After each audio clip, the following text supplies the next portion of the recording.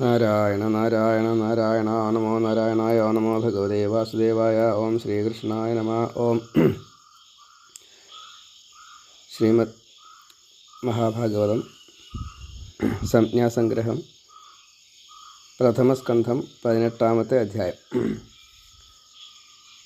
കലിയെ നിഗ്രഹിച്ചതായിട്ടുള്ള പരീക്ഷിത് രാജാവ് നായാട്ടിനിടയ്ക്ക് കുറച്ച് ക്ഷീണം പറ്റി എന്നാണ്. ഒരു സാധു മൃഗത്തിൻ്റെ പിന്നാലെ കുറച്ചധികം ഓടി.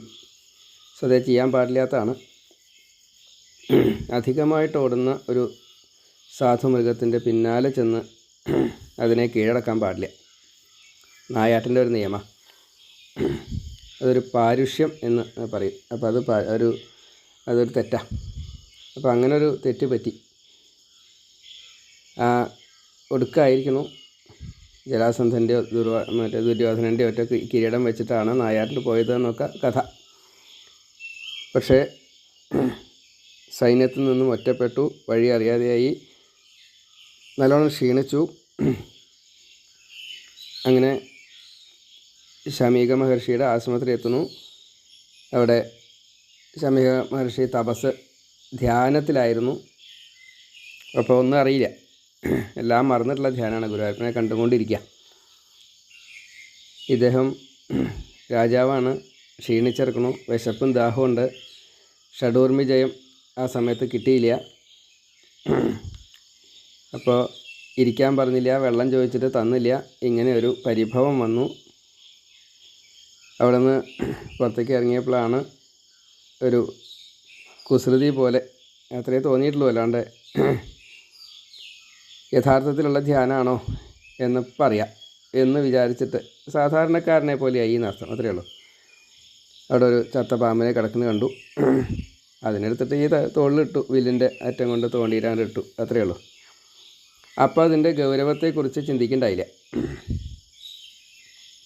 അതിപ്പോൾ ഒരു തണുത്ത മറ്റെന്തെങ്കിലും ഒരു നല്ലോണം വഴുവഴുപ്പുള്ളതായിട്ടുള്ള ഒരു വള്ളി, അങ്ങനെ ചില വള്ളികളൊക്കെ ഉണ്ട്. ഒരു വഴുവഴുപ്പുണ്ട്, ഒരു തണുപ്പും ഉണ്ടാവും, ഒരു കുറേശ്ശെ വെള്ളമൊക്കെ ഉണ്ടാവും. അപ്പോൾ വേഗം അറിയുകയും ചെയ്യും.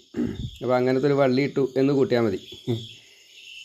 അവിടെ ഈ ചത്ത പാമ്പിൻ്റെ ജഡമായതുകൊണ്ട് അശുദ്ധി മനസ്സിനെയും ശരീരത്തിനെയും മാത്രമല്ല ഗന്ധം, അപ്പോൾ ഇന്ദ്രിയങ്ങളെയും ഒക്കെ ബാധിക്കുന്നതാണ്.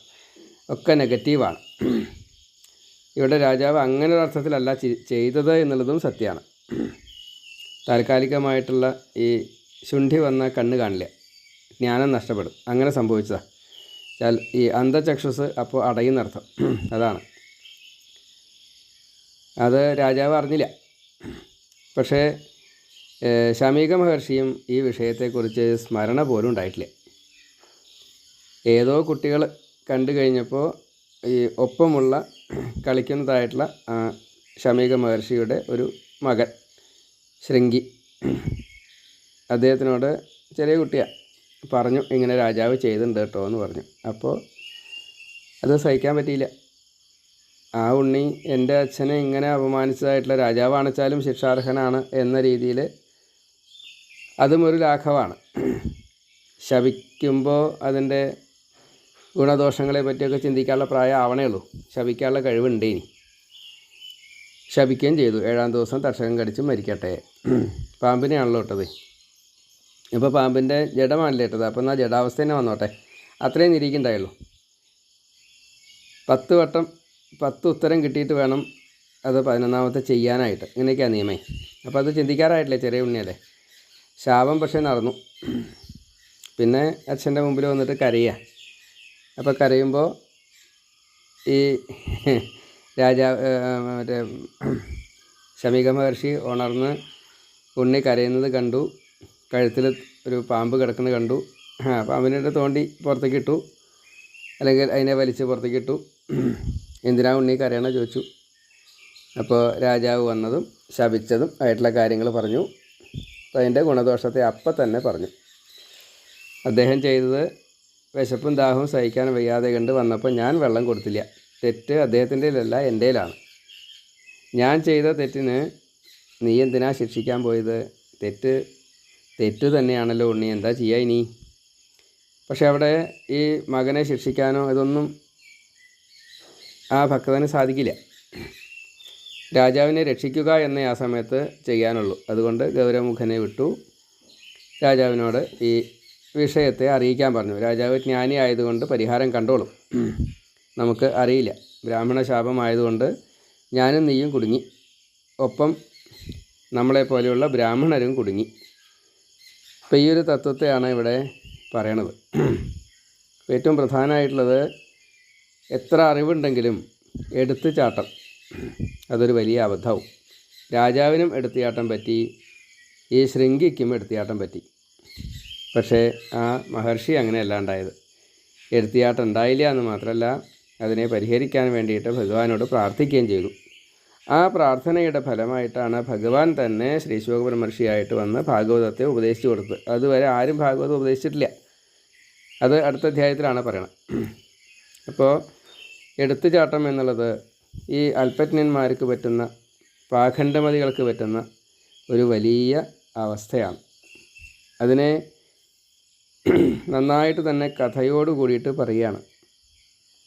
അതുകൊണ്ട് നമുക്ക് നേട്ടമുണ്ടായത് ഭാഗവതം കിട്ടലാണെങ്കിലും രാജാവിന് പ്രശ്നമായി, ആ ശമീകൻ എന്നുള്ള മഹർഷിക്ക് പ്രശ്നമായി, ഈ മകന് അത് മനസ്സിനെ നല്ലോണം ബാധിച്ചു, ബ്രാഹ്മണർക്കൊക്കെ ബാധിച്ചു, ലോകത്തിനെ മുഴുവൻ അത് ബാധിച്ചു.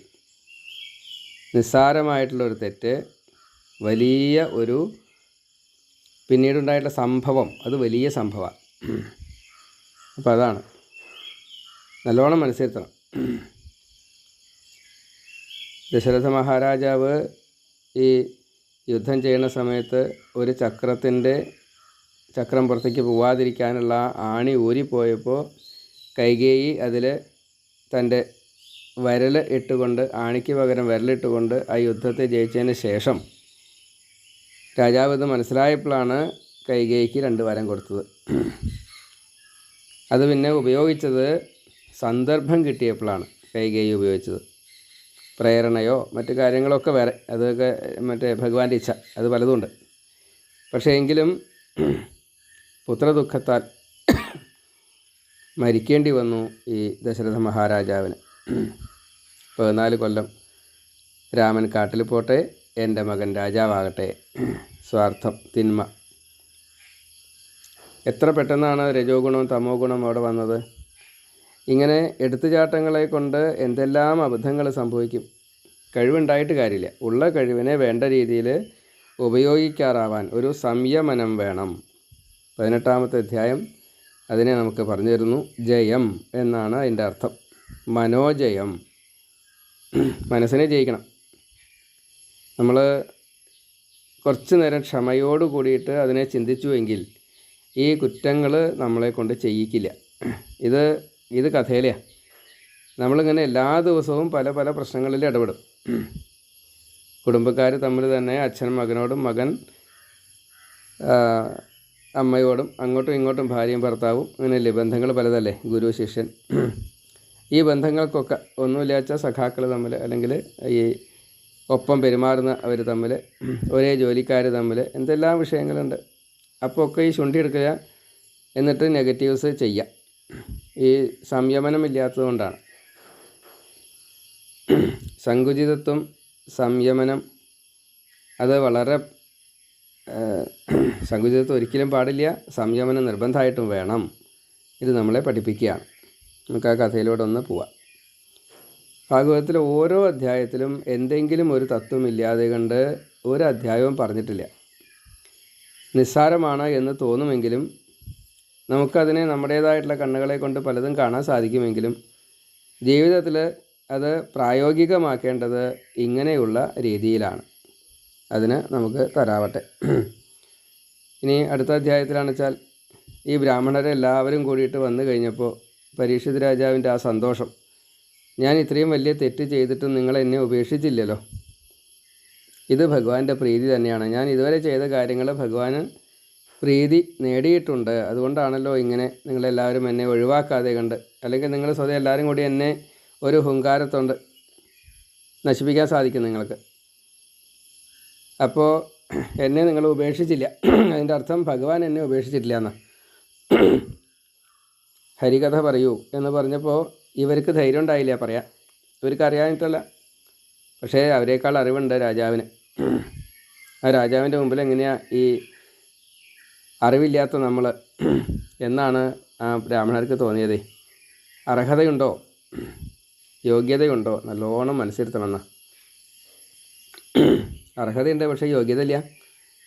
അതാണ് ബ്രാഹ്മണർ മിണ്ടാതിരുന്നത്. അപ്പോഴാണ് ശ്രീ ശുകബ്രഹ്മർഷി വന്നതും ഭാഗവതത്തെ പറഞ്ഞു കൊടുത്തതും. അത് നല്ല യോഗ്യതയാണ്, പറയാനും അതെ കേൾക്കാനും അതെ. അത് എല്ലാവർക്കും കിട്ടി. ഈ ബ്രാഹ്മണർക്കും അത് കിട്ടി, നമുക്കൊക്കെയും കിട്ടി. അവിടെ നഷ്ടബോധങ്ങളില്ല, ലാഭം മാത്രമേ ഉള്ളൂ. ഈ ലാഭ ചിന്തയാണ് വേണ്ടത്. ഇവിടെ എന്തെല്ലാം നഷ്ടമായി, ഒരാഴ്ച കൊണ്ട് ജീവിതം നഷ്ടമായി. പക്ഷെ അവിടെ ആ നഷ്ടബോധം ഇല്ല, ഭാഗവതം കിട്ടി, അതാണ് ലാഭം. എന്താണോ നമുക്ക് കിട്ടേണ്ടത് അതിനെയാണ് നാം സ്വീകരിക്കേണ്ടത്. യഥാർത്ഥത്തിലുള്ള ജീവിത ലക്ഷ്യം എന്താ? മനുഷ്യൻ്റെ മനീഷയുണ്ടെന്നല്ലേ വെച്ചെന്ന്, വിശേഷബുദ്ധി ഉണ്ടെന്നല്ലേ വെച്ചെന്ന്, വിശകലനം ചെയ്യാനുള്ള കഴിവുണ്ട് എന്നല്ലേ വെച്ചെന്ന്. ആ വിശകലന കഴിവ് നഷ്ടപ്പെട്ടതാണ് 19 അധ്യായത്തിൽ വന്നത്. 18 ദോഷം കണ്ടു, 19 ഗുണത്തെ കണ്ടു. ദിവസത്തെ ഇപ്പോൾ ഈ 2 അധ്യായങ്ങളും കൂടിയിട്ട് ഒരുമിച്ച് വായിക്കണമെന്നാണ് പറയാം. ദോഷം പറഞ്ഞിട്ട് പിന്നെ കാത്തിരിക്കരുത്, ഗുണം അതേ വേണം. ശ്രീ ശുകബ്രഹ്മർഷിയുടെ ആവിർഭാവമാണ് അധ്യായത്തിൽ പറയണത്. അപ്പോൾ ഗുണം 2ാമത്തെ അധ്യായത്തിലാണ് പറയണത്. അപ്പോൾ അതുകൊണ്ട് 18ഉം 19ഉം ചേർത്ത് വായിക്കണം എന്നാണ് പറയുക. വലിയ അധ്യായമാണ്, അപ്പോൾ അതിനനുസരിച്ച് വായിക്കുമ്പോൾ പ്രയാസമില്ല, അതുകൊണ്ട് വായിച്ചു പോകുക, അത്രയേ ഉള്ളൂ. അപ്പോൾ ഇങ്ങനെ ഓരോത്തിനും നിയമമുണ്ട്. ആ നിയമത്തെ നമ്മൾ പാലിക്കുക തന്നെ വേണം. അപ്പോൾ നമ്മുടെ മനസ്സ് കുറേ ശുദ്ധമാവും. ഈ ടെൻഷൻ കുറയാൻ ഇതുപോലെയുള്ള വിശകലനങ്ങൾ നമുക്ക് വളരെയധികം സഹായകമാവും. രാവിലെ ഈ 19ാമത്തെ അധ്യായം വായിക്കുമ്പോൾ ഒരുപാട് മഹർഷിമാരുടെ പേര് പറയാൻ സാധിക്കും. ഈ മഹർഷിമാരുടെ പേര് പറഞ്ഞാൽ മതി, നമ്മുടെ പാപങ്ങൾ ഒരു പടി ഇല്ലാണ്ടാവും. വേറെ ഒന്നും വേണ്ട. അത്രി, ച്യവനൻ, വാമദേവൻ എന്നൊക്കെ പറഞ്ഞിട്ടേ അനവധി മഹർഷിമാരുടെ പേര് പറയാം. എന്നാൽ അവരിലുള്ള അതൊരു നാമമാണല്ലോ, ആ നാമി നമ്മളെ രക്ഷിക്കുക, അത്രയ്ക്കുണ്ടെന്ന് അർത്ഥം. ഭഗവാന്റെ നാമം, ഭക്തന്മാരുടെ നാമം ഒക്കെ അതിൽ പെട്ടതാണ്. നമ്മൾ സാധാരണ നാമം എന്ന് പറയുമ്പോൾ ഭഗവാനെ മാത്രമേ പറയാറുള്ളൂ എന്ന് മാത്രമേ ഉള്ളൂ. ഗജേന്ദ്രമോക്ഷത്തിൽ പറയുന്നുണ്ട്, ഭഗവാൻ തന്നെയാണ് പറയണത്, എന്നോട് കൂടിയിട്ട് ഈ ത്രികൂട പർവ്വതം ഉൾപ്പെടെയുള്ള പ്രപഞ്ചത്തിലുള്ള എന്ത് ബന്ധപ്പെടുത്തിയിട്ട് ഈ കഥയുമായി ബന്ധപ്പെടുത്തിക്കൊണ്ട് നിങ്ങളെ സ്മരിക്കുകയാണെങ്കിൽ നിങ്ങളുടെ പാപങ്ങൾ മുഴുവൻ തീരുന്നു. എല്ലാറ്റിലും ഭഗവാനുണ്ടേ. അപ്പോൾ അതിൽ ഏറ്റവും പോസിറ്റീവായതാണ് ഭഗവാന്റെ നാമങ്ങൾ വരിക. അതുകൊണ്ട് ആ നാമങ്ങളെ നമ്മൾ ആശ്രയിക്കണം.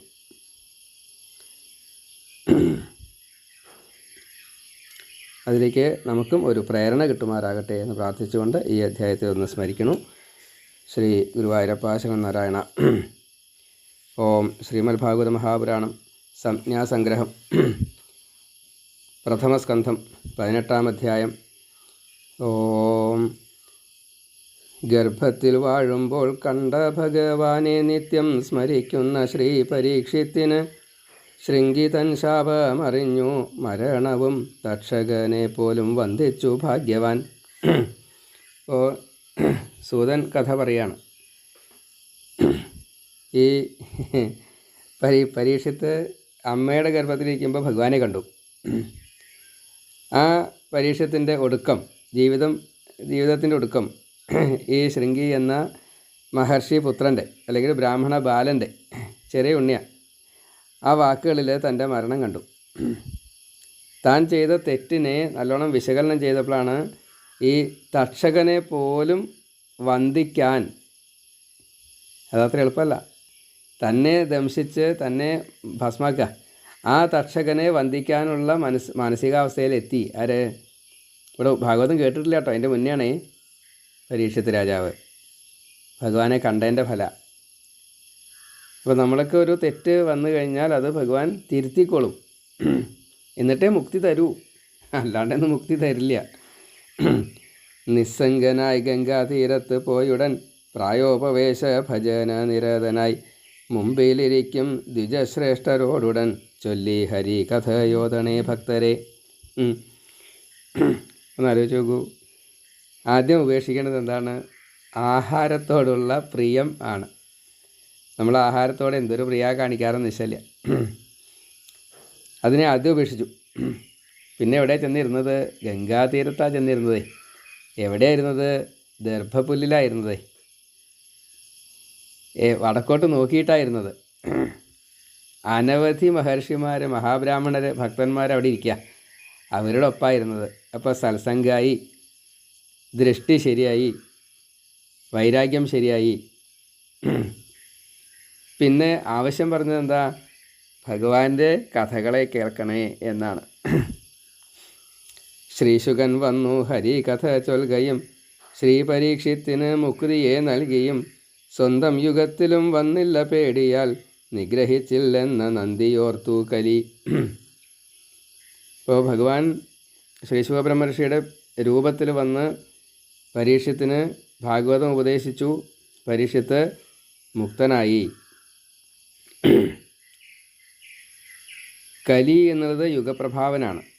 പരീക്ഷത്ത് ഭരിക്കുന്ന സമയത്ത് കലിയുഗത്തിൻ്റേതായിട്ടുള്ള പ്രഭാവം അത് ഉണ്ടായില്ല. കലിയെ നിഗ്രഹിച്ചു പരീക്ഷത്ത്. അപ്പോൾ ഇത്രയും കൂടുതൽ മേന്മയുള്ളതായിട്ടുള്ള ആ രാജാവിൻ്റെ കഥ കേൾക്കണം. എന്തേ ആ സംഭവം ഉണ്ടായത്? അതൊന്ന് പറയൂ. ശാപം, അതിൻ്റെ മുക്തി എങ്ങനെ, അത് പറയൂ എന്ന് പറയുകയാണ്. എങ്ങനെയാണ് കിട്ടിയത്? നാമജപത്താലെ മുക്തിയെ നൽകിടും എന്ന കലിയുഗ മർമ്മമറിയുകയാൽ സാരത്തെ മാത്രമെടുത്തു പരീക്ഷിത്ത് ഭീരുവായുള്ള കലിയെ വിട്ടു മഹാൻ. അന്ന് എന്തുകൊണ്ട് കലിയെ വധിച്ചില്ല? കലി അത് ഓർക്കണ്ടേ. നാമം ജപിച്ചു കഴിഞ്ഞാൽ മുക്തി കിട്ടുമെന്ന എളുപ്പ മാർഗമുണ്ട് കലിയുഗത്തിൽ. അതുകൊണ്ട് കലിയെ നിഗ്രഹിക്കാതെ കണ്ട് വിട്ടു. അത് പരീക്ഷിത് രാജാവിൻ്റെ ജ്ഞാനത്തിൻ്റെ ശക്തിയാണ്, ജ്ഞാനത്തിൻ്റെ ബലമാണ്. അപ്പോൾ അതിനെ ഓർത്തുകൊണ്ട് കലി അവിടെ വന്നില്ല. പരീക്ഷത്തിന് പോവാറായപ്പോഴാണ് കലി വന്നത്. അത് കലിയുഗ പ്രഭാവമാണ്. അപ്പോൾ അത് യുഗപ്രഭാവത്തിന് അതിന് മാർഗമൊന്നുമില്ല, നിയമല്ലേ. അത് കലി വരും, അത്രയേ ഉള്ളൂ. അവിടെ കലി വന്നത് ഈ ശാപം കിട്ടാനുള്ള കാരണത്തിനായിപ്പോയി, അത്രയേ ഉള്ളൂ. ഈശ്വരപ്രാപ്തിയെ ലക്ഷീകരിക്കണം എന്നു പറഞ്ഞു കഥ നിർത്തി സൂതനും. ശൗനകൻ ചിന്തിച്ചു നിർത്തുമോ സൽക്കഥ, സൂത ഭയക്കേണ്ട മൃത്യു ഭവിച്ചിടാം. ഇത്രയും കാര്യങ്ങൾ ഒന്നിച്ചങ്ങോട്ട് പറഞ്ഞു സൂതൻ. അപ്പോൾ ശൗനകാദി മഹർഷിമാർക്ക് സംശയമായി, ഇത് വിസ്തരിക്കില്ലേ? വിസ്തരിക്കണം കേട്ടോ. സൂതനോട് പറയാണ്, ഇവിടെ മരണം വരില്ല, ഞങ്ങൾ യമനെ ഇവിടെ ആഹ്വാനം ചെയ്ത് വെച്ചിട്ടുണ്ട്. പറയണു എന്താണ്?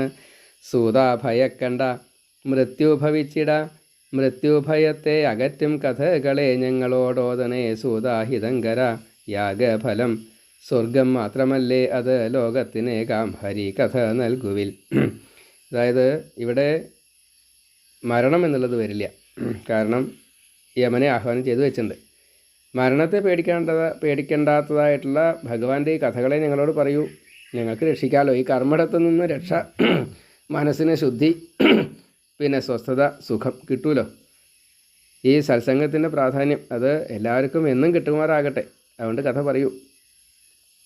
കർമ്മഠർ ഞങ്ങൾ വിഷയം ഭുജിക്കുവോർ ഇല്ല മനഃശുദ്ധി സ്വസ്ഥത സൗഖ്യവും സത്സംഗവും കൃഷ്ണലീലാശ്രവണവും നൽകും സുഖം പാപം തീരാൻ അതു മതി. ആരാലും എണ്ണാൻ കഴിയാത്ത ലീലയാൽ സജ്ജന ചിത്തം ലയിപ്പിക്കും ഈശനിൽ. ഭക്തരക്ഷയ്ക്കായി ചെയ്യും അവതാരം കേട്ടു മതി വരുന്നില്ല മഹാശയ.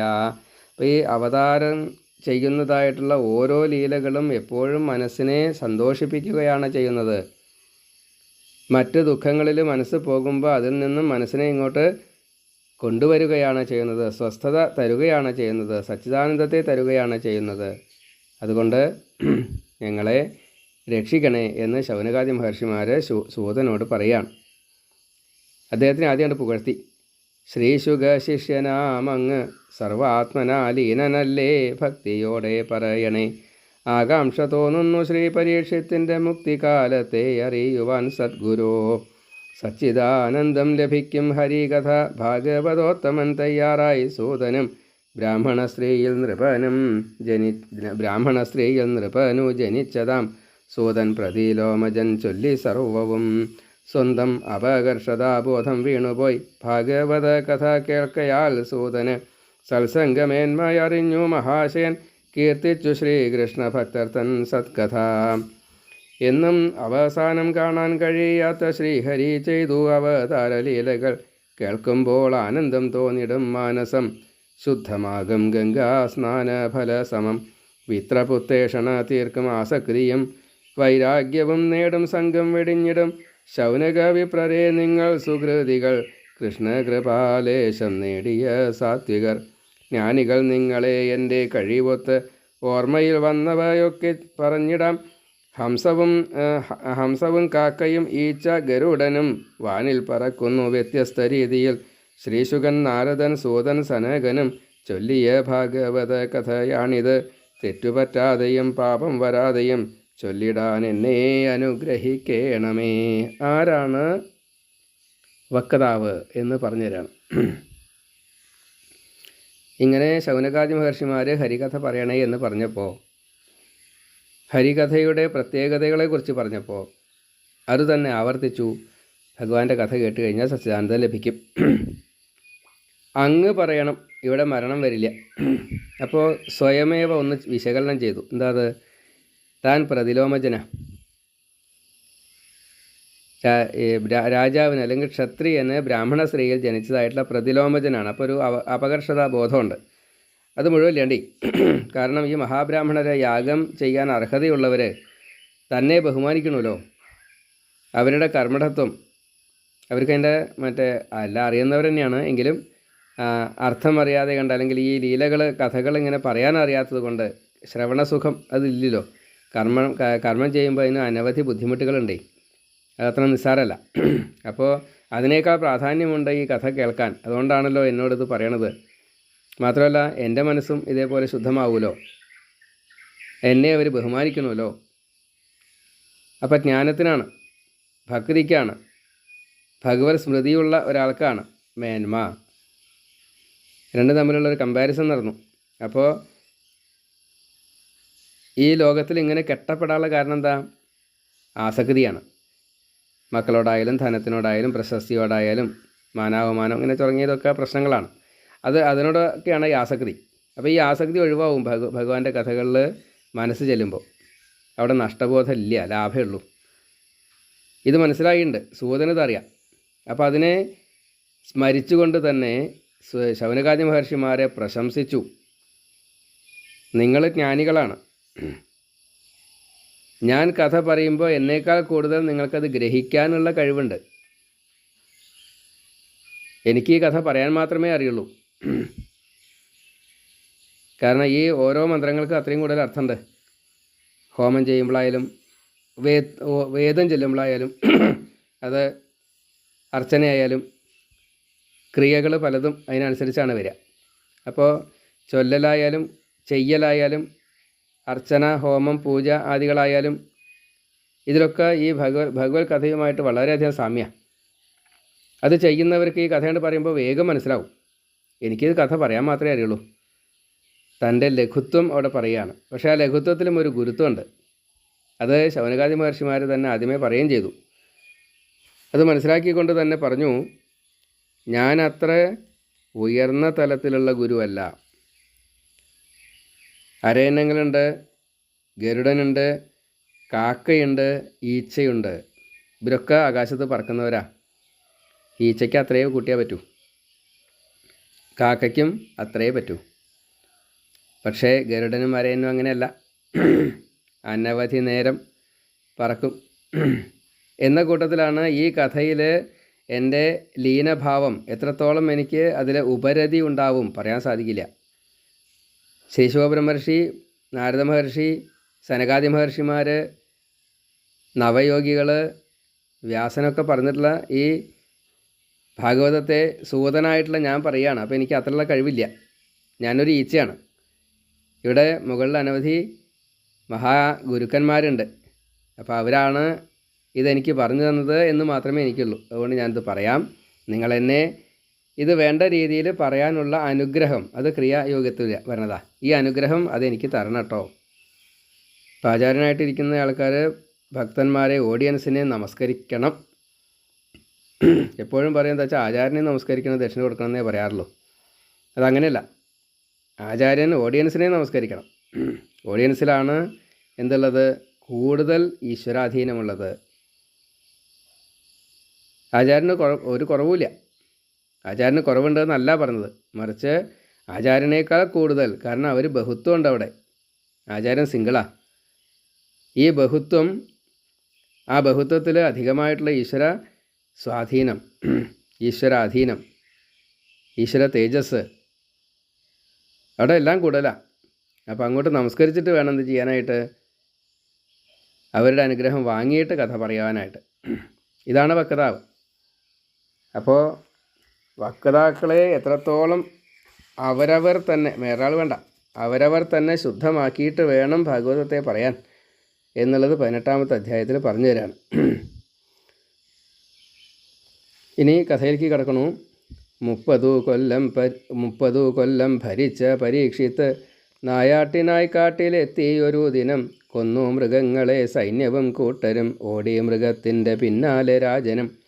ഒറ്റപ്പെട്ടു ദാഹം ഒപ്പം വിശപ്പുമായി ക്ഷീണിതൻ കണ്ടു ശമീക ശൃംഗ്യാശ്രമം. ധ്യാനത്തിലുള്ള മുനീന്ദ്രപൻ വന്നത് ഒട്ടുമറിഞ്ഞില്ല ദുഃഖമായി രാജന്. ബ്രഹ്മലയം പൂണ്ട മാമുനി രാജൻ്റെ ദാഹം പരവേശമേതുമറിയാതെ വെള്ളം തരൂ എന്ന ചോദ്യം ഗ്രഹിക്കാതെ തെറ്റിദ്ധരിച്ചു അപമാനമായി നൃപൻ.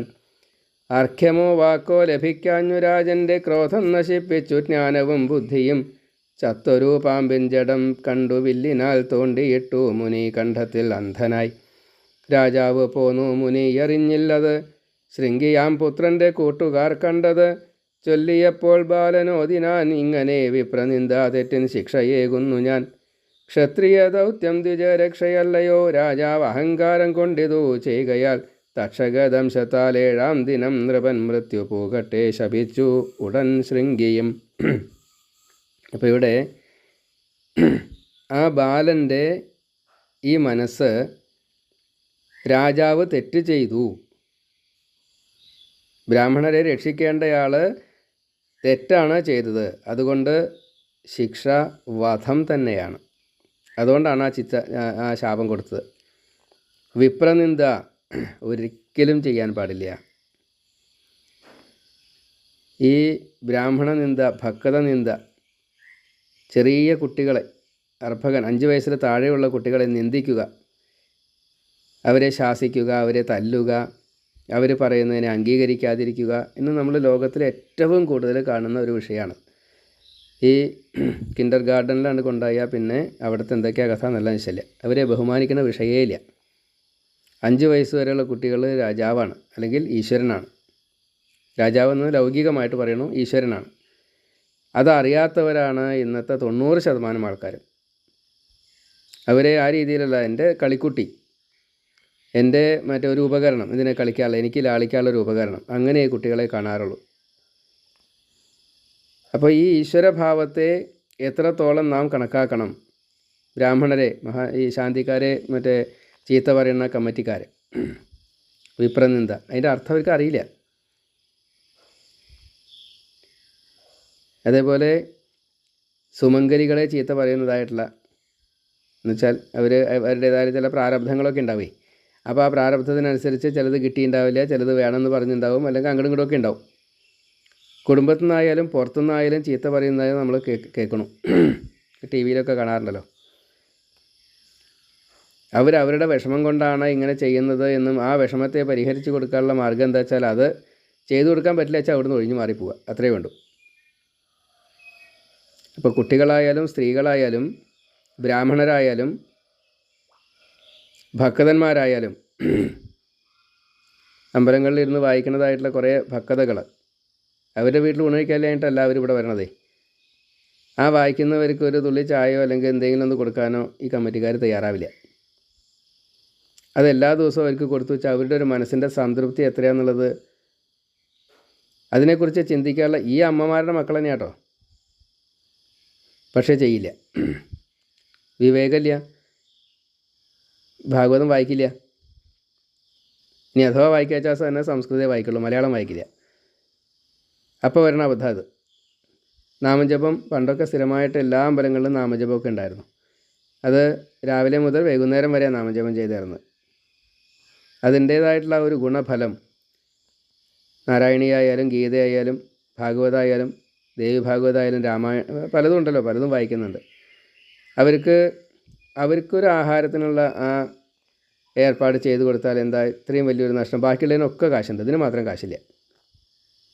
അങ്ങനെ ചെയ്യുന്ന എത്രയോ ആളുകളുണ്ട്, എത്രയോ അമ്പലങ്ങളുണ്ട്. അവിടെ അതിൻ്റെ ഗുണഫലങ്ങളുണ്ട്. പിന്നെ ഇപ്പോൾ ഗുണം കിട്ടണില്ല. ചില അമ്പലങ്ങളിൽ അപ്പളേക്കപ്പളെ ഗുണം കിട്ടിക്കൊള്ളുന്നില്ല. കാരണം എല്ലാ ദേവനും ഉണ്ട്, ആ പ്രദേശവാസികൾക്കുണ്ട്, ആ സ്ഥലത്തിനുണ്ട് ചില ഈ ച്യുതിയും ഉന്നതിയും. അത് ആ കാലം അങ്ങനെയാണ്. അപ്പോൾ അതിനെ കുറച്ചൊരു സഹിഷ്ണുത ആയിട്ട് കണക്കാക്കിയിട്ട് ഈ ശാന്തിക്കാരനും കഴകക്കാരനും എങ്ങനെയാണോ ശമ്പളം കൊടുക്കുന്നത് അതേപോലെ തന്നെ ഒരു ശമ്പളമായിട്ട് ഇതിനെ കണക്കാക്കണം. ഇവിടെ ആഹാരം മാത്രമേ വേണ്ടൂ, വേറെ അവർക്ക് പൈസ ഒന്നും കൊടുക്കണ്ട. അപ്പോൾ അതിനുള്ള പ്രാധാന്യം എന്തെന്നുള്ളത് മനസ്സിലാക്കാത്തത് കൊണ്ട് തന്നെയാണ് ഈ അബദ്ധം സംഭവിക്കുന്നത്. അമ്പലത്തിലേക്ക് ആകർഷിക്കുകയാണ് വേണ്ടത്, ആൾക്കാരെ ആകർഷിക്കുകയാണ് വേണ്ടത്. ഇതുകൊണ്ട് അതിൻ്റെ പുണ്യം എത്രയാണ് കിട്ടുക എന്നുള്ളത് അത് അനുഭവിക്കാനുള്ള ഒരു ഭാഗ്യം വേണം, എന്നാലേ അത് പറ്റുള്ളൂ. അപ്പോൾ ഈ പറഞ്ഞു വന്ന ഇതാണ് നിന്ദ എന്ന ശിക്ഷ വലിയ ശിക്ഷയാണ്. നിന്ദയ്ക്കുള്ള ശിക്ഷ എന്താ? വധമാണ്. അത് ചെയ്തു ഈ ഉണ്ണി. ദുഷ്ടരാജാക്കളെ ശിക്ഷിച്ച കൃഷ്ണനി ഭൂവിട്ടു എന്നുള്ള ധൈര്യമാണോ ഇത്? വീട്ടുകാവൽ നിൽക്കുന്ന നായയെ പോലിവൻ, കട്ടുപോയ ആഹാരം ശിക്ഷാർഹനാണിവൻ. രാജാവ് പറഞ്ഞ അതേ കാര്യം തന്നെ ഈ ഉണ്ണി പറയാ. കലിയോട് പറഞ്ഞു. എന്താ ഭഗവാൻ പോയി വിചാരിച്ചിട്ടാ ഇവിടെ കലി ബാധിക്കണത്? ആ കലിയാണ് ഇവിടെ രാജാവിനെ ബാധിച്ചതേ. അതാ ഉണ്ണിയുടെ വാക്കുന്ന് വന്നു കണ്ടോ. നായയെ വളർത്തുന്നത് വീടിന് കാവല് വേണ്ടിയിട്ടാണ്. ആ നായ തന്നെ അകത്ത് നിർത്ത് കട്ട് കൊണ്ടുപോയാൽ എന്ത് ചെയ്യും? ചില രാജാക്കന്മാരുടെ മന്ത്രിമാർ സൈന്യങ്ങൾ ഈ രാജാവിനെ ഒറ്റപ്പെടുത്തിയിട്ടും അതേപോലെ രാജാവിനെ ഒറ്റ കൊടുത്തിട്ടും ഒക്കെ നമ്മൾ കാണാറുണ്ട്. ആ സൂചനയാണ്. ഇങ്ങനെ ചൊല്ലി വിധിച്ചു മരണവും, പിന്നീടു താതൻ്റെ അരികിലെത്തി വടു ശ്രീപരീക്ഷത്തിനു ശാപം കൊടുക്കവേ വിഷ്ണു മറഞ്ഞു ശമീകനിൽ നിന്നുടൻ. പക്ഷേ ഈ ശാപം 7-ാം ദിവസം തക്ഷകം കടിച്ച് മരിക്കട്ടെ എന്നാണ് ശപിച്ചത്. ഈ ശാപത്തോട് കൂടിയിട്ട് അച്ഛൻ്റെ മനസ്സിൽ ഭഗവാൻ മറഞ്ഞു. അപ്പോഴാണ് കണ്ണ് തുറക്കണത്. കണ്ണ് തുറന്നപ്പോൾ ഒന്നും കാണാനില്ല അവിടെ. ശമീക മഹർഷി കണ്ണ് തുറന്നപ്പോൾ അവിടെ ഈ ജ്ഞാനത്തിൽ നിന്ന്, സമാധിയിൽ നിന്ന്, മറ്റേ ധ്യാനത്തിൽ നിന്ന് ഉണർന്നു കഴിഞ്ഞപ്പോൾ അവിടെ ഒന്നും കണ്ടിട്ടില്ല. തൻ്റെ കഴുത്തിൽ ഈ പാമ്പ് ഇരിക്കേണ്ടതെന്ന് മാത്രമേ ഉള്ളൂ. കണ്ണ് തുറന്ന് നോക്കി കുറച്ച് കഴിഞ്ഞപ്പോഴേക്ക് ഉണ്ണി കരഞ്ഞുകൊണ്ട് മുമ്പിലേക്ക് വന്നു. എന്തിനാ ഉണ്ണി കരയണ എന്നായി. അപ്പോഴാണ് ഉണ്ണി കാര്യങ്ങളൊക്കെ പറഞ്ഞത്. പാമ്പിനെ പുറത്തേക്ക് ഇട്ടു. ഉണ്ണി കാര്യങ്ങൾ പറഞ്ഞപ്പോൾ ഈ നിസ്സാര കാര്യത്തിന് ഞാനത് കുളിച്ചാൽ കഴിഞ്ഞില്ലേ, ഇത്ര നിസ്സാരമായിട്ടുള്ളൊരു കാര്യത്തിന് ഇങ്ങനെ വലിയൊരു ശിക്ഷ കൊടുക്കാൻ പാടുമോ? നീ എന്താ ഉണ്ണി വിവേകമില്ലാതെ കണ്ട്? അതാണ്. കണ്ണു തുറന്നപ്പോൾ ഉണ്ണി കരയുന്നു, കാര്യമറിഞ്ഞോ വിവശനായി മുനി. എന്തേ വിവേകം നശിച്ചോ മമസുത, രാജാവിൽ വിഷ്ണു ഇരിപ്പതു വിട്ടുവോ. ഭഗവാൻ ഈ പാലകന്മാരോട് കൂടിയിട്ട്, അഷ്ടദിക് പാലകന്മാരോട് കൂടിയിട്ട് രാജാവിൽ ഇരിക്കുന്നുണ്ട്. അത് നിനക്കറിയാലോ. പിന്നെ എന്തുകൊണ്ടാണ് ഈ ഭഗവാനെ ആയിട്ട് കാണാഞ്ഞത്? ഈ രാജാവിനെ ഭഗവാൻ ഒരു തെറ്റ് ചെയ്തു വെച്ചാൽ ആ ഭഗവാനെ ശിക്ഷിക്കാൻ നീ ആരാ? നിൻ്റെ ലഘുത്വം എന്തുകൊണ്ട് നീ മനസ്സിലാക്കിയില്ല? നീ ബ്രാഹ്മണനായതുകൊണ്ട് നിൻ്റെ വാക്കിന് കരുത്തുണ്ട്, അത് ശരിയാ. പക്ഷേ അത് ബ്രാഹ്മണരെ മുഴുവൻ ബാധിച്ചില്ലേ? ഇപ്പോൾ കുറ്റം ചെറുതല്ലോ, ശിക്ഷ വലുതുമായി. എന്തു ചെയ്യും ഇനി നിഷ്പ്രഭരായി നാം? കള്ളത്തരം കാട്ടും ദുർജനം കൂടിടും, സ്ത്രീകൾ ദുഷിച്ചിടും, സ്വത്തു നശിച്ചിടും. എന്തെല്ലാം ആപത്തുകളായി ഇനി വരിക രാജാവില്ലാഞ്ഞാൽ. ജനമേജയൻ ആ സമയത്ത് വളരെ ചെറിയ ഉണ്ണിയാണ്, 5 വയസ്സ് താഴെയായിട്ടുള്ളൂ. ആ ഉണ്ണി എങ്ങനെയാണ് രാജ്യം ഭരിക്കുക? ആരെങ്കിലുമൊക്കെ ഭരിച്ചുകൊണ്ട് കാര്യമുണ്ടോ? രാജാവ് തന്നെ വേണം ഭരിക്കാൻ. അപ്പോൾ കള്ളന്മാർ കൂടും, സ്ത്രീകൾ ദുഷിക്കപ്പെടും.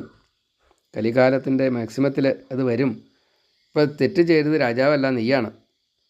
വേദവിധി യാഗപൂജയും നിന്നിടും, ഭക്തർ അനാഥരായി ദുഃഖിച്ചിടും സദാ. ദുഷ്ടജനം മൃഗ തുല്യത കാട്ടിടും, സർവപാപങ്ങളും നിന്നെ വലച്ചിടും. വിഷ്ണുരാധൻ കൃഷ്ണഭക്തൻ്റെ രക്ഷയെ ചെയ്യും ഋഷികളും ശ്രീഹരി തന്നെയും നായാടി വന്നു വിശന്നു ദാഹിക്കയാൽ എന്നടുത്തെത്തി ഞാൻ കണ്ടില്ല രാജനെ. തത്കാലദേശത്തിൽ ചെയ്തൊരു തെറ്റിന് മൃത്യുശിക്ഷ വയ്യ ലോകം പഴിച്ചിടും. അപ്പം അതുകൊണ്ട് ഉണ്ണി നീ ചെയ്തതാണ് തെറ്റ്. അദ്ദേഹത്തിന് വിശപ്പും ദാഹവും സഹിക്കാൻ വയ്യാതെ ആയപ്പോൾ ചെറിയ ഒരു മനസ്സിൻ്റെ ഒരു പാകപ്പിഴ, അതാണ് അപ്പോൾ ഈ പാമ്പിന് എൻ്റെ കഴുത്തിലിട്ടതേ. നീ അത് കണ്ടിട്ടും കൂടിയില്ല, എന്നിട്ടാണ് ഇപ്പോൾ ഈ ശാപം ചെയ്തത്. കേട്ടിട്ടാണ് ചെയ്തതെന്ന് ആലോചിച്ച് നോക്കൂ. ഒട്ടും വിശകലനം ചെയ്തില്ല, ബുദ്ധിയില്ല, മനീഷയില്ല. ബുദ്ധി വിശകലനം ചെയ്യാനുള്ളതല്ലേ, അത് ചെയ്തില്ല. തെറ്റാരുടെയിലോ, രാജാവിൻ്റെയിലോ അതോ നിൻ്റെയിലോ? ഞാൻ നിനക്ക് വേണ്ടിയിട്ട് ഭഗവാനോട് പ്രാർത്ഥിക്കാം, ഇനി നിൻ്റെ തെറ്റിന് എല്ലാ ബ്രാഹ്മണരെയും ഇതേപോലെ ശിക്ഷിക്കരുതേ, ഇനി ഇതുപോലൊരു ബ്രാഹ്മണൻ ചെയ്യരുതേ. പ്രാർത്ഥിക്കാം നമുക്ക്, അല്ലാണ്ട് എന്താ ചെയ്യുക? നീയും കൂടെ പ്രാർത്ഥിച്ചു. എന്താ പ്രാർത്ഥിച്ചത്? പ്രാർത്ഥിച്ചു മാമുനി കൃഷ്ണ ഹരേ ജയ, എൻ പുത്രൻ ശൃംഗിയാം ബാലൻ്റെ തെറ്റിനെ അജ്ഞാനമായി കണ്ട് മാപ്പു കൊടുക്കണേ, പക്വതയുള്ളവരാക്കണേ ബ്രാഹ്മണർ, പക്വതയുള്ളവരാകണം ബ്രാഹ്മണർ.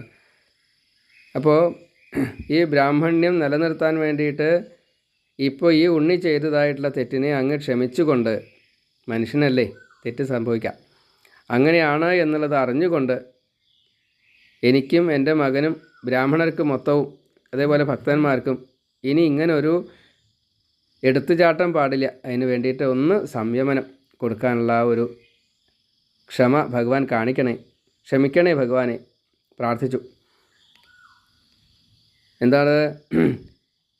അജ്ഞാനമായി കണ്ട് മാപ്പു കൊടുക്കണേ, പക്വതയുള്ളവരാകണം ബ്രാഹ്മണർ, എങ്കിലും മർത്യർത്തൻ ചഞ്ചല ചിത്തവും തെറ്റിയാൽ വിപ്രകുലത്തെ വിടരുതേ, വഞ്ചന താടനം ശിക്ഷ തിരസ്കാരം ഭക്തർ പൊറുത്തിടും സജ്ജനം വിട്ടിടും.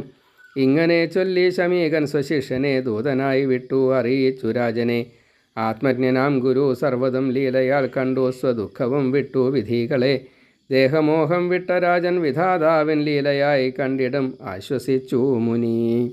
ആ ദീർഘവീക്ഷണം നോക്കി നോക്കൂ. ഈ കുലത്തെ മുഴുവൻ, ബ്രാഹ്മണ കുലത്തെ, ഭക്തന്മാരുടെ കുലത്തെ മുഴുവൻ അങ്ങ് രക്ഷിക്കുക തന്നെ വേണം. സാധാരണ ബ്രാഹ്മണർക്ക് ഭക്തന്മാർക്ക് ഈ മാനാവമാനങ്ങളില്ല. അഥവാ എന്തെങ്കിലും ആരെങ്കിലും ശിക്ഷിച്ചു എന്ന് തന്നെ കൂട്ടുക, അല്ലെങ്കിൽ അടിപിടി ഇങ്ങനെയൊക്കെ ഉണ്ടല്ലോ, ഭിക്ഷു ഗീതയിലെ ഭിക്ഷു. അപ്പോൾ ഇത് സ്വീകരിക്കാൻ അവർക്ക് പ്രയാസമില്ല, അവരതിനെ മറക്കും. അവരെ വഞ്ചിച്ചു എന്ന് കൂട്ടുക, അതും അവർ മറക്കും. അത് ഭഗവാനാൽ കൊടുക്കപ്പെട്ടതായുള്ള ഈ സാത്വിക ഗുണം അത് ബ്രാഹ്മണരിലുണ്ടല്ലോ ഭഗവാനെ. ഇതിങ്ങനെ ഒരു അബദ്ധം പറ്റി, എന്നാലും അത് തെറ്റ് തന്നെയാണ്, അല്ല എന്ന് പറയണില്ല, എങ്കിലും ക്ഷമിക്കണേ, ബ്രാഹ്മണ കുലത്തെ അങ്ങ് രക്ഷിക്കണം കേട്ടോ. ഇതാണ് പ്രാർത്ഥന. വേഗം തന്നെ പരിഹാരവും കണ്ടു. തൻ്റെ ശിഷ്യനായിട്ടുള്ള ഗൗരമുഖനെ വിട്ടു.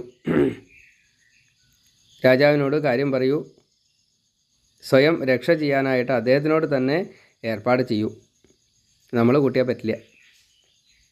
രാജാവ് അതിൻ്റെ ശിക്ഷ അതിൻ്റെ പരിഹാരം ചെയ്തോളും. രാജാവിന് അതിനുള്ള കഴിവുണ്ട്, നമുക്കതിനുള്ള കഴിവില്ല. ശാപം സംഭവിച്ചു പോയി, ഇത് അറിയിക്കണം കേട്ടോ. മാത്രമല്ല അത് പറയുകയും ചെയ്തു. മഹാരാജാവ് അതിന് പ്രാപ്തനാണ്, ഭഗവത് അനുഗ്രഹം നേടിയ ആളാണ്. പരീക്ഷിത്ത് എല്ലാവരിലും ഈശ്വരനെ കാണുന്ന പരീക്ഷിത്ത ഭഗവാനാൽ രക്ഷിതനായിട്ടുള്ള വിഷ്ണുരാധനാണ്. അപ്പോൾ ആത്മജ്ഞനായിട്ടുള്ള അദ്ദേഹത്തിന് ഇതിനെ മറികടക്കാനുള്ള കഴിവ് കിട്ടും. പക്ഷേ അറിഞ്ഞിട്ടുണ്ടാവില്ല. ഒന്ന് വേഗം ചെന്ന് പറയൂ. പറഞ്ഞു, പരിഹാരവും കണ്ടു, സമാധാനിക്കുകയും ചെയ്തു, മാപ്പ് അപേക്ഷിക്കുകയും ചെയ്തു. ഇങ്ങനെ ആ അധ്യായം അവിടെ പറഞ്ഞ് വയ്ക്കുകയാണ്. സ്കന്ധം 1 അധ്യായം 18 സമാപ്തം. സർവത്ര ഗോവിന്ദനാമ സങ്കീർത്തനം. ഗോവിന്ദ ഗോവിന്ദ. ശ്രീ ഗുരുവായൂരപ്പാശനം. ഈ അധ്യായം 18ാമത്തെ അധ്യായം എല്ലാവരും കേൾക്കണമെന്നും അത് ഷെയർ ചെയ്യണമെന്നും വിനീതമായിട്ട് പ്രാർത്ഥിക്കുന്നു. സർവത്ര ഗോവിന്ദനാമ സങ്കീർത്തനം. ഗോവിന്ദ ഗോവിന്ദ. ഞാൻ വടശ്ശേരി ഹരിനമ്പൂതിരി. 9048039304 എൻ്റെ ഫോൺ നമ്പർ. എൻ്റെ പുസ്തകങ്ങൾ വാങ്ങി വായിക്കണമെന്ന് വിനീതമായിട്ട് പ്രാർത്ഥിക്കുന്നു. 4 പുസ്തകങ്ങളും കൂടിയിട്ട് ഇപ്പോൾ അയക്കുന്നുണ്ട്. 1200 രൂപയാണ് ഞാനിപ്പോൾ വാങ്ങുന്നത്. അത് മടി കൂടാതെ കണ്ട് വാങ്ങണം എന്ന് വിനീതമായിട്ട് പ്രാർത്ഥിക്കുന്നു. സർവത്ര ഗോവിന്ദനാമ സങ്കീർത്തനം. ഗോവിന്ദ ഗോവിന്ദ നാരായണ നാരായണ നാരായണ.